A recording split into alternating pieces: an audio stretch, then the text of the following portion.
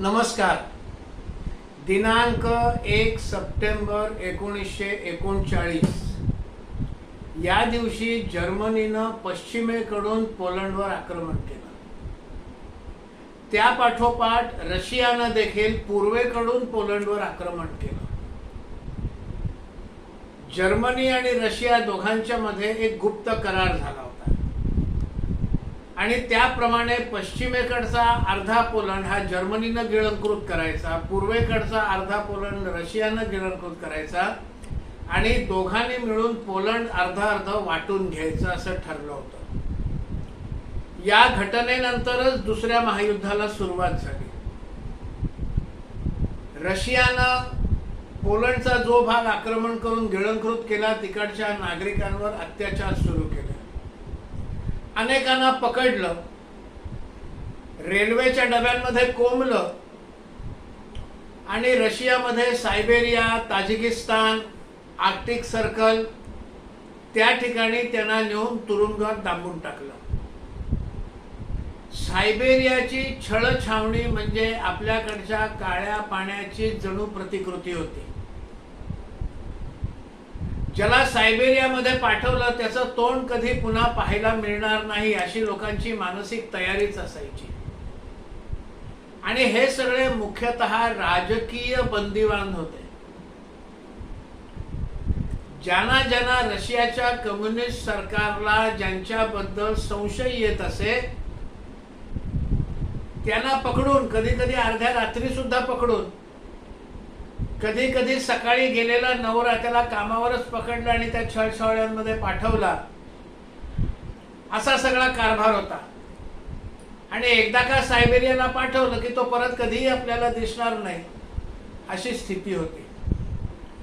या सगळ्या पोलिश लोकांना रशियानं त्या सायबेरिया वगैरेच्या छळछावण्यात पाठवलं. त्याला गुलाग असं नाव होतं. नंतर 2 वर्षांनी परिस्थिती पालटली. जर्मनीनं आपला वादा शब्द मोडला आणि रशियानं बळकावलेल्या पोलंडवर हल्ला करून तो भाग देखील बळकावण्याचा प्रयत्न केला. जर्मनीनं दगा दिल्याबरोबर रशियाने आपली बाजू बदलली आणि इंग्लंडच्या सोबत आला.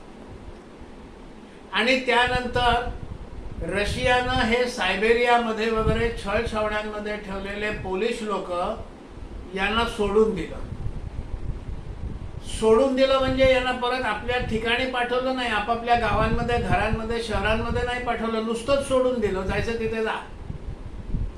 मग ही सगळी मंडळी मजल दरमजल करत, हाल अपेष्टा सोसत, रिकाम्या पोटी, त्यातले निम्मे जवळजवळ त्या छळछावण्यांमध्येच मृत्युमुखी पडले होते. असे हे काही अनाथ, काही आई वडिलांशी ताटातूट झालेली अशी मुलं देखील हे सगळे इराणमध्ये आले. तिथून पुढे काही लोक केनियाला गेले, काही न्यूझीलंडला गेले, काही पार मेक्सिकोला गेले, काही लोक भारतात आले. ह्यामध्ये मुख्यतः 5,000 मुलं होती. ह्या मुलांना भारतातलं इंग्रज सरकार हे घ्यायला तयार नव्हतं. मग यांना घ्यायला तयार झाले नवानगरचे जाम साहेब महाराज दिग्विजय सिंगजी. जाम साहेब ही त्यांची पदवी होती. जाम साहेब म्हणजे राजे, ते जाम साहेब म्हणत. ह्यांनी मग या सगळ्या मुलांना आपल्याकडे घेतलं आणि मग त्यांना जाम साहेबांचा जो उन्हाळी निवास असायचा बालछडी, तिथे त्यांचा राजवाडा आहे, त्या बालछडीला पाठवलं. तिथे त्यांच्यासाठी वसतिगृह केलं. त्या वसतिगृहामध्ये या सगळ्या मुलांची सोय केली.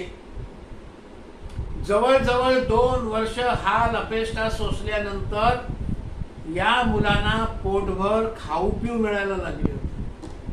नाहीतर ही सगळं अत्यंत हडकुळी झाली होती. नुसतं सांगाड्यावर शरीराचं सगळं दिसत होतं. नुसत्या सांगाड्यावर जणू काही त्यांची कातडी पांघरली होती असे हे दिसत होते, अत्यंत दुर्बळ. मग या सगळ्या मुलांना या ठिकाणी खाऊ पिऊ मिळालं, आंघोळीला पाणी मिळालं, स्वच्छ राहू लागली ती मुलं आणि थोडं त्यांना सुख त्या ठिकाणी प्राप्त झालं. या बालछडीला महाराजांनी यांच्यासाठी वसतिगृह राहायची व्यवस्था केली होती. तिथे त्यांच्यासाठी एक शाळा सुरू केली, पोटभर त्यांना खाऊ पिऊ घातलं आणि या मुलांच्या शिक्षणाची, राहण्याची सगळी व्यवस्था लावून दिली. ही मुलं तिथे 6 वर्ष 1942 ते 1948 राहिली. नवानगरच्या जाम साहेबांचं हे कृत्य पाहून कोल्हापूरच्या महाराजांना सुद्धा अशी इच्छा झाली की काही मुलांची व्यवस्था आपणही करावी. म्हणून मग कोल्हापूर पासून 8 किलोमीटर असलेल्या वालिवडे या ठिकाणी कोल्हापूरच्या महाराजांनी देखील वसतिगृह बांधलं, शाळेची व्यवस्था केली आणि जितक्या लाडाने आणि आपलेपणाने जाम साहेबांची याची व्यवस्था केली, तितक्याच आपलेपणाने कोल्हापूरच्या महाराजांनी देखील त्यांना लाडाने आणि आपलेपणाने वागवलं. हे सगळा विषय जेव्हा त्यांना विचारलं तेव्हा पोलंड मधल्या एका मासिकाला त्यांनी मुलाखत दिली. त्या मुलाखतीमध्ये जाम साहेबांनी असं म्हटलं, I am trying to do whatever I can do to save the children as they must regain their wealth and strength after these dreadful trials, so that in the future they will be able to cope with the tasks that they await them after the liberation of Poland. Poland जेव्हा स्वतंत्र होईल तेव्हा नव्यानं स्वतंत्र झालेल्या देशामध्ये जी कामं करावी लागतील ती कामं करण्यासाठी ही मुलं सक्षम व्हावीत, या हेतून मी या मुलांचं पालन पोषण करतोय. महाराजांनी मी म्हणत असत हे अनाथ नाही आहेत, कारण तशी स्थिती होती की काही मुलांचे आई वडिलांची ताटाटूट झाली होती, काही मुलांचे आई वडील मृत्युमुखी पडले होते आणि त्यामुळे आई वडिलांची ताटातूट झालेले, आई वडिलांचे मृत्यू झालेले, अशी ही मुलं पण ही अनाथ नाही आहेत. ही जणू काही माझीच मुलं आहेत, त्यांचं पितृत्व मी स्वीकारायला तयार आहे, मीच त्यांचा पिता आहे असं मानून चाला, असं ते म्हणत असत. आणि हे फक्त म्हणण्यापुरतं नव्हतं, तर ते प्रत्यक्ष त्यांच्या वागण्यातून दिसत होतं. त्यांचा जो राजपुत्र होता शत्रु शल्य सिंगजी आणि राजकन्या हर्षद कुमारी आणि त्यांचा पुतण्या सुखदेव सिंगजी, हे तिघही ह्या मुलांच्या वयाचेच होते. आणि मग ती देखील ह्यांच्यात मिसळायची, त्यांच्यात खेळायचे, त्यांच्यात पोहायचे, त्यांच्याबरोबर एकत्र अभ्यास करायचे.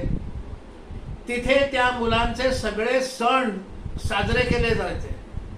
मग दिवाळी देखील, होळी देखील साजरे करायचे आणि ख्रिसमस आणि ईस्टर देखील साजरे करायचे. असे दोन्हीकडचे, त्यांच्या तिकडचे आणि आपल्या इकडचे, असे दोन्हीकडचे सण हे ह्या पोलिश मुलांसोबत हे राजपुत्र राजकन्या हे साजरे करत होते. त्यामुळे मी त्यांचं पितृत्व स्वीकारलंय हे तोंड देखलं म्हणण्यापुरतं नव्हतं, ते प्रत्यक्ष व्यवहारात आलं होतं.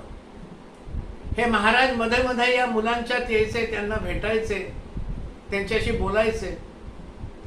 आणि तसंच वालिवड्याला कोल्हापूरचेही महाराज मध्ये मध्ये जायचे, तिथेही त्यांचे उत्सव साजरे व्हायचे. तिथेही दिवाळी, ख्रिसमस, होळी, ईस्टर हे सगळं साजरं व्हायचं. दोन्हीकडे एकाच प्रकारची आपलेपणाची वागणूक या शरणार्थी असलेल्या, निर्वासित असलेल्या पोलिश मुलांना आपलेपणाची वागणूक मिळत असे. ही 1948 सालपर्यंत ही मुलं तिथे राहिली. मग त्या सगळ्यांवर एक पुस्तक लिहिलेलं आहे.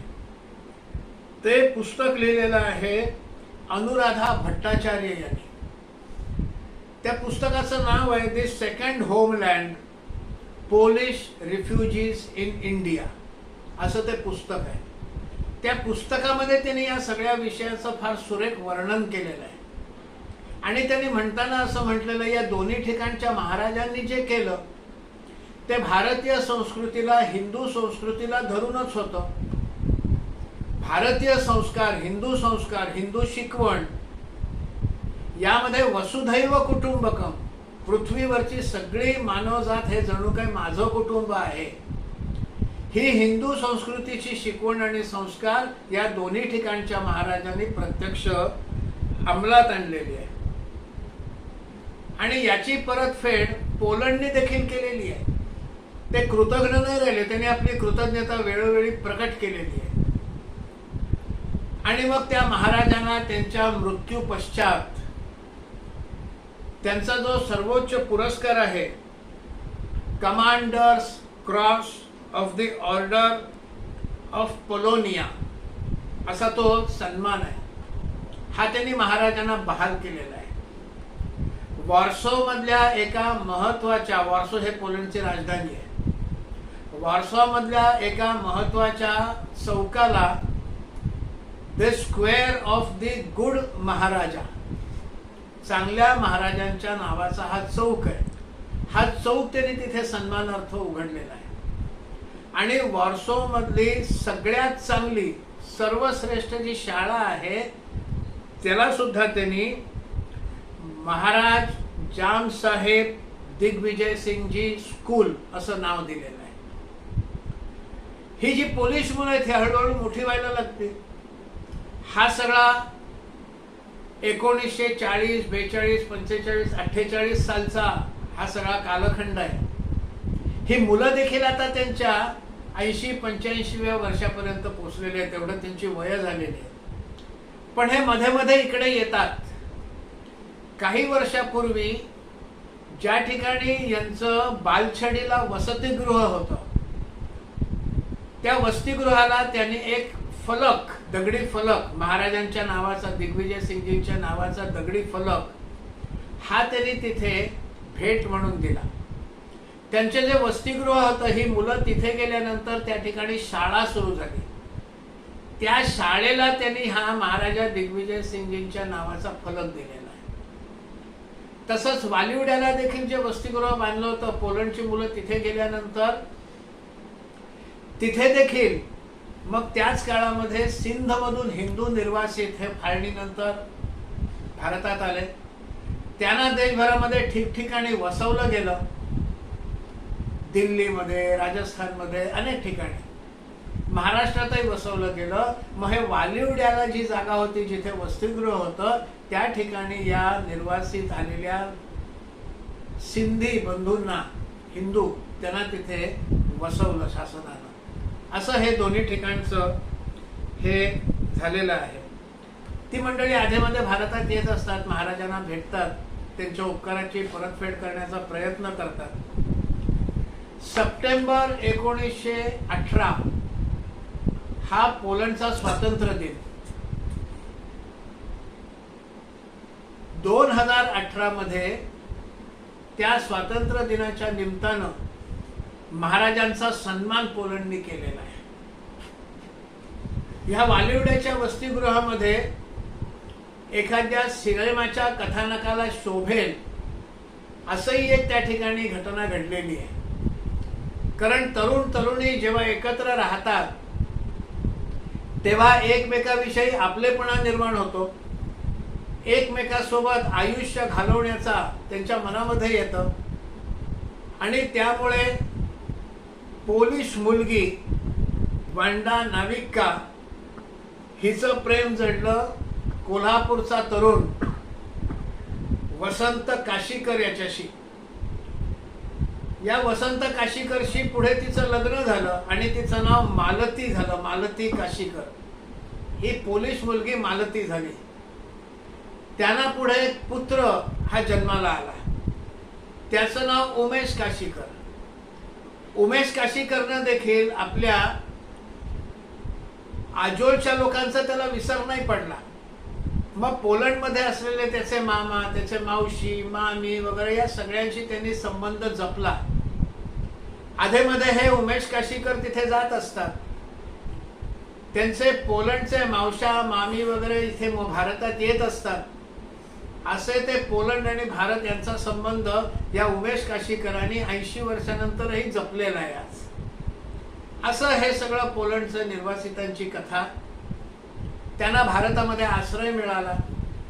खरं म्हणजे भारताने अशा निर्वासितांना आश्रय देऊन आपलेपणानं वागवलं त्याची ही पहिली वेळ नाही. ह्याच्यापूर्वी यहुदी लोकांना जेव्हा छळ सुरू झाला जगामध्ये, सगळीकडे त्या निर्वासितांचा छळ झाला. भारतामध्ये त्यांना आपलेपणाने वागवलं गेलं. पारशी लोक देखील इस्लामचं इराणवर आक्रमण झाल्यानंतर आपला धर्म वाचवण्यासाठी ते भारतामध्ये निर्वासित म्हणून आले. त्यांनाही इथे आश्रय मिळाला आणि आपलेपणानं त्यांनाही वागवलं गेलं. पोलंडच्या नंतर तिबेटी लोक सुद्धा या ठिकाणी निर्वासित म्हणून आले. त्यांनाही इथे आपलेपणानं वागवलं गेलं. पोलिश लोकांना देखील, या मुलांना देखील आपलेपणानं वागवलं, त्यांना शिकवलं, परत त्यांच्या मायदेशी पाठवलं आणि त्यांच्याशी संबंध ठेवले, ते बंद नाही केले. ही भारताची शिकवण आहे. ही शिकवण ही हिंदू शिकवण आहे, भारताची हिंदू शिकवण आहे. ह्याविषयीची एक कविता, त्यातलं एक कडवं अटल बिहारी वाजपेयी यांची ही कविता, आपले भूतपूर्व पंतप्रधान, ते कवी होते, ते कविताही लिहित असत. चांगल्या चांगल्या कविता लिहिलेल्या आहेत त्यांनी. त्यांच्या कवितेतलं हे कडवं जे आहे हे आपल्यासमोर सादर करतो. ते कडवं आहे हिंदू तनमन हिंदू जीवन या त्यांच्या कवितेतलं हे कडवं आहे. कवितेचं नाव आहे परिचय. ते कडवं असं आहे: दुनिया के वीराने पथ पर जब जब नर ने खाई ठोकर, दो आंसू शेष बचा पाया जब जब मानव सब कुछ खोकर, मैं आया तभी द्रवित होकर, मैं आया ज्ञान दीप लेकर, भूला भटका मानव पथ पर, चल निकला सोते से जगकर, उस नर को राह दिखाना ही मेरा सदैव का दृढ़ निश्चय, हिंदू तनमन हिंदू जीवन रग रग हिंदू मेरा परिचय. हे विचार जर आपल्याला आवडले असेल, ही माहिती जर आपल्याला उपयुक्त वाटत असेल तर लाईक करा, शेअर करा आणि चॅनेल सबस्क्राईब करा, ही आपल्याला विनंती.